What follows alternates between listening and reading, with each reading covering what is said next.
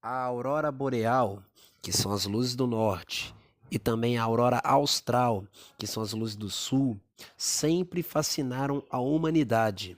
Algumas pessoas chegam a viajar milhares de quilômetros apenas para observar o espetáculo de luzes brilhantes na atmosfera terrestre.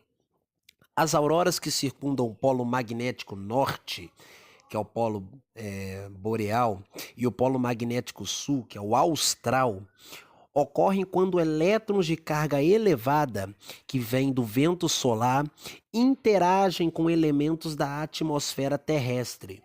Os ventos solares fluem escapando do Sol com velocidade de cerca de 1,6 milhões de quilômetros por hora.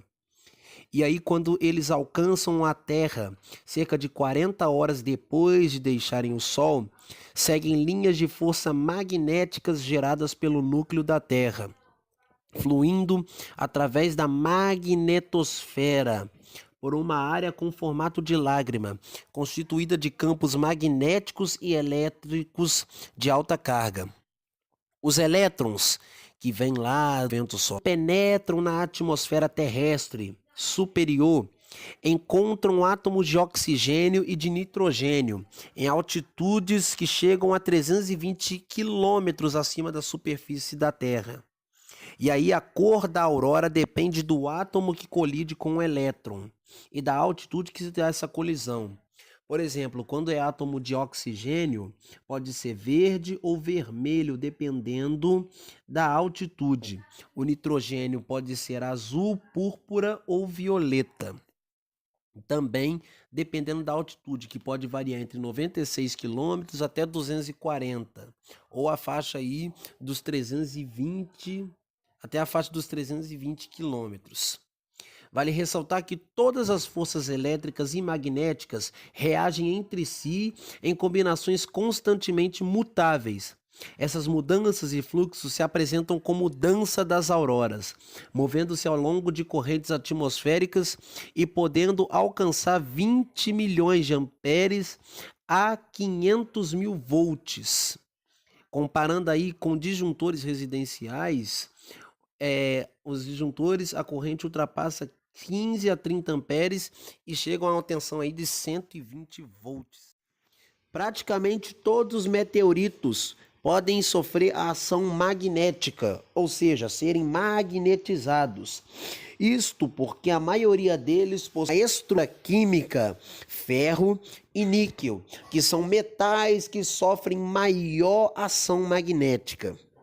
Nos meteoritos que possuem grande quantidade de metal, é fácil a sua atração. Os meteoritos, segundo informações da revista Veja, alteraram isso há 540 milhões de anos, o campo magnético em um certo ponto da Terra, na República Centro-Africana, aumentando a intensidade em um ponto da superfície do planeta. Ou seja, quando os meteoritos caíram aqui na Terra, eles aumentaram o valor em módulo do campo magnético. Em virtude disso, podemos dizer que a trajetória dos meteoritos segue algumas leis da física, entre elas a interação magnética entre o campo terrestre e o meteorito, explicando as suas rotas e as suas colisões. Mas isso não significa que eles tendem a cair em pontos específicos da Terra com maior facilidade. Os meteoritos podem cair em qualquer lugar. Isto se dá porque toda a Terra possui campo magnético. Então, em qualquer ponto, ele pode cair. Para melhor entendermos o campo magnético e as propriedades do ímã, podemos fazer a experiência com limalhas de ferro e um ímã. Limalha de ferro são pequenas lascas de ferro que seguem a orientação do fluxo magnético ao serem aproximadas por um ímã, ou seja, magnetizadas.